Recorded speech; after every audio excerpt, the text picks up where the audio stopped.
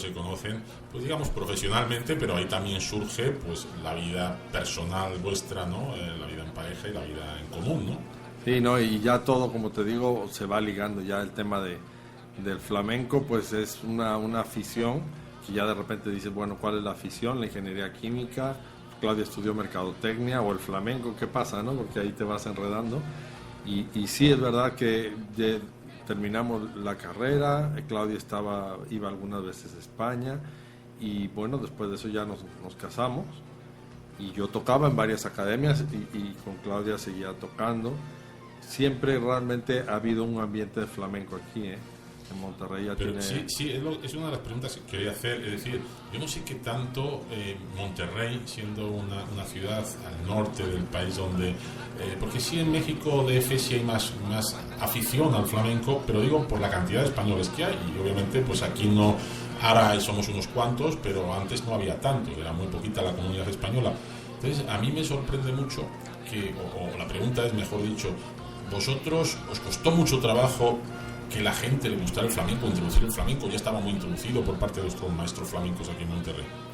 Había una base, como te digo, y hace muchos años estuvo aquí el Niño de Caravaca, un cantador que, bueno, de Murcia precisamente, de Caravaca, claro, que él tenía un tablado, el Parador Los Robles, y ahí pasaron gente muy interesante. Ya mencionó Claudia al maestro Genaro, pero los hermanos Fernández, excelentes guitarristas, primos de la maestra Rosario Zambrano, tocaron mucho tiempo ahí. De ahí salió el declamador Pepe García Dávila, que hacía las cosas de Benítez Carrasco, todas estas cosas preciosas de ese ambiente. Y entre el ambiente taurino y flamenco siempre hubo un gusto aquí en Monterrey. Sí. Y bueno, pues ahora que te menciono, cuando yo llegué, ya había la base. Por ejemplo, la maestra Rosa María daba clases, el maestro Plácido Sabas estaba ya bailando, ya tenía alguna gente, la maestra Rosario Zambrano. Y de guitarra yo me sorprendía, porque ya te digo, maestro Arnulfo Canales, que toca, somos súper amigos, ya hacemos el programa de radio hace años, desde los 13 años tocaba flamenco, estaba el maestro Genaro, los Fernández, y yo por suerte vivía a la vuelta de casa de los Fernández, en la época que yo era estudiante, y yo iba y me metía y le tocaba al maestro Pepe, y le decía, Pepe, ¿no estás ocupado? Y decía, pon un disquito de flamenco. Y él me explicaba cosas, siempre como que ya había una base aquí en Monterrey. Claro, siempre ha sido un poquito corta, ¿no? No es una cosa muy grande. Y a partir de eso, bueno, pues, y de las academias que había, la difusión no ha sido difícil, porque el flamenco es así como, o te gusta o no te gusta. Y creo que con la afinidad que tenemos, bueno, de hecho creo que antier fue el día de Extremadura mencionar, porque ayer ¿no? De Asturias y de Extremadura, sí. Bueno, pues aquí hay hasta un festival que se llama Extremadura, y tú sabes, ¿no?, que aquí tenemos esos nexos y la sangre pues de ahí nos viene, ¿no? A lo mejor a unos más, unos menos, es fácil conectar con el flamenco cuando hay alguien sensible, ¿no? Porque claro, hay gente que no le gusta ni su nombre, eso no tiene remedio, pero el flamenco era cosa de exponerlo, de difundirlo.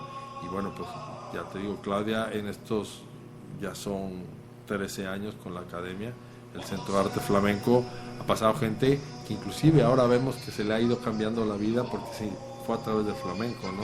Qué maravilla. Estamos escuchando de fondo al gran maestro Miguel Fuentes, en un vídeo que no se puede ver obviamente, pero vamos a escuchar un poquito cómo canta y cómo lo hacen de bien. Y su cuerpo rozo el mío, de felicidad lloraba.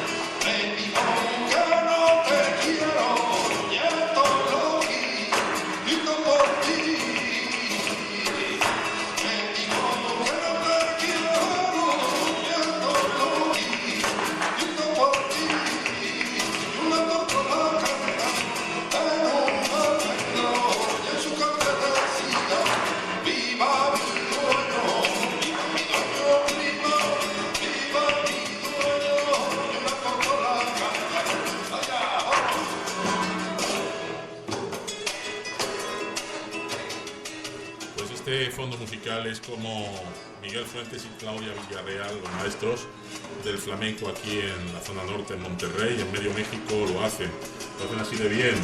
De hecho, quería hablar de una faceta vuestra cuando tomáis una decisión de viajar a España, ¿verdad? En un momento dado de vuestras vidas queréis mejorar vuestra carrera profesional en cuanto al flamenco y Claudia, pues decidís ir a Sevilla además. Claro, es que mira, yo había estado viajando a España periódicamente y normalmente visitaba Madrid y ahí tomaba clases en los estudios Amor de Dios, famosísimos y buenísimos.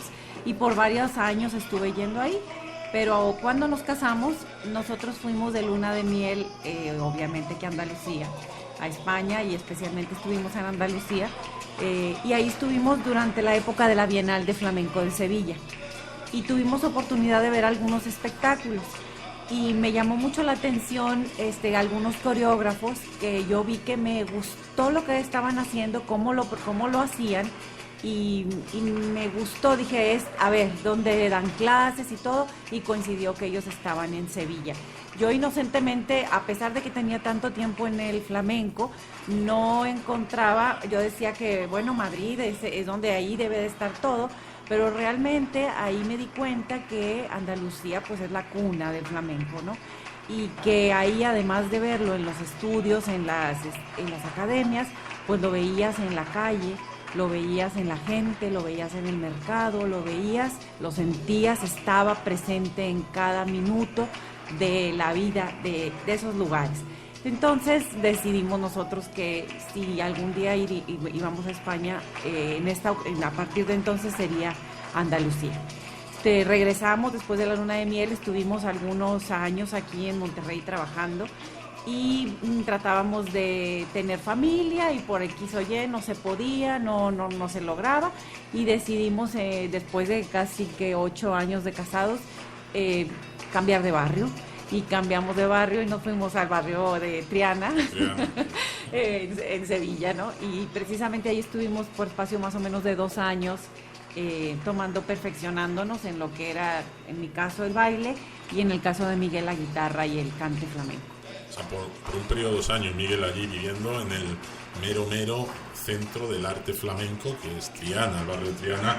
Hombre, todos los españoles rezoyentes, la mayoría sabe lo que es, pero los mexicanos que nos escuchen, porque el otro día vimos que nos escuchan hasta desde Sudáfrica, y es cierto, nos dan los datos y hasta vemos retroyentes en Sudáfrica. Obviamente, el barrio de Triana en Sevilla, pues es, como bien decías tú, Claudia, la cuna del flamenco, una de las cunas del flamenco, donde se respira arte por los 4 costados, por sus callejuelas, por cada esquina, ¿verdad, Miguel? Sí, no tiene, aparte de toda la historia, claro, ha cambiado mucho, porque tú sabes que hubo una época que Triana era la cava de los gitanos, la cava de los payos, y después hubo aquello de las 3.000 viviendas, y a todos los que no tenían para pagar la propiedad, pues se los llevaron para allá. Pero sigue siendo un barrio súper flamenco, hay un montón de artistas ahí de flamenco, y bueno, pues ahí teníamos una amistad muy fuerte con el maestro Manolo Marín, que es una leyenda y que es un maestrazo, y la verdad es que nos conectamos muy bien, empezamos a conocer mucha gente, con Juana Maya, por ejemplo, una bailadora muy importante, sí, gitana. Bueno, pues Claudia tomaba las clases, yo tocaba en sus clases, era fácil porque claro, como estamos en lo mismo, todo el día, yo me salía a las 8:30 de la mañana a las clases de la Fundación Cristina Jeren, que estaba ahí en el barrio Santa Cruz, y ahí tomaba yo clases con Naranjito de Triana y con José de la Tomasa, todas estas gentes importantes del flamenco, y yo estaba ahí casi todo el primer mediodía, también clases de historia y cosas súper increíbles. Para nosotros claro, era lo máximo, ¿no? Estaba Manolito Soler, un percusionista, bailador y palmero de Paco Lucía, nos daba clases de palma. Era preciosa esa época, te digo, porque pues todo el día estábamos flamenqueando. Llegábamos a comer a la casa, al piso ahí en Triana, que era del maestro Manolo Marín, que nos lo rentaba. Y en la tarde yo me iba a las clases de guitarra, tocaba en otras academias. Bueno, no parábamos, nos daban las 10 de la noche, y así en fin de semana, sábado y domingo, Claudia rentaba un estudio que estaba ahí cerca de la casa para poder repasar y todo lo que teníamos. Entonces estábamos, al principio yo sentí raro porque yo había estado trabajando ya algunos buenos años, y sí era un shock como decir, bueno, ¿qué hago yo aquí de vago, no? Así como que Y no. ya luego nada, porque nos acostumbramos, claro, ocupamos todo el tiempo. Y obviamente ahí hay un antes y un después también de ver vuestra en el futuro casi vuestra profesión, ¿no? Que es el flamenco, ¿no? Porque anteriormente, aunque lo hacéis de forma profesional, pero era como un poco más aficionado, hasta que resulta que pues, estáis en Sevilla esos 2 años, os formáis en profundidad, además con grandes maestros, y ahí decidís de alguna forma, pues, que ahora vamos a hablar de ello, volcaros profesionalmente y difundir el arte flamenco, sobre todo aquí en Monterrey. Y de hecho, bueno, pues está el Festival Flamenco de Monterrey, que bueno, Miguel y Claudia son los organizadores desde hace 17 años, creo, ¿no? Sí, ya. De hecho, empezamos en 1998, fue el primero. Hicimos en el 99, todavía estábamos nosotros. En el 2000, que decidimos irnos, lo hizo el maestro Plácido, que era con quien lo iniciamos realmente.